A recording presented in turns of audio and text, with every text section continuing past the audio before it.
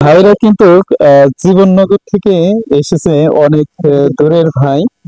আমাদের সেই চৌগাছার সেই বিখ্যাত মিলন ভাইয়ের কমলা বাগানে। তো ভাইয়ের বাসা জীবননগর। ভাই, আপনি কি জন্য এসেছেন এই বাগানে? আমরা বাগান দেখতে আসছি মূলত। গতকালকে একটা বাগানে গেছিলাম, জি ভাই। তো সেখানে অন্য গাছ দেখছি আর কি। তা আজকে আমাদের গ্রামে নাকি এক আত্মীয় আছে, তার সাথে কথা বললাম। তা বলার পরে বলছে মেরিনটা আছে, এটা মিষ্টি জাতের আর কি। তা আমি বললাম চলো ভাই তাহলে দেখে আসি কেমন। তা এসে দেখলাম তো এটা আসলে অবাস্তব মতো লাগছে আর কি।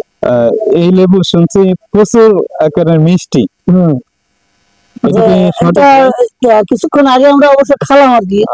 তা রসটাও ভালো, মিষ্টিও লাগছে। এই লেবু কিন্তু ভিতরে কিন্তু রস কিন্তু হ্যাঁ, ভরপুর। ভরপুর রস। ভরপুর আমাদের রস। ওখানে আছে চাহিদা, সেটা কিন্তু এতটা রস না। জি। ধন্যবাদ আচ্ছা, ভাইকে। Thank you.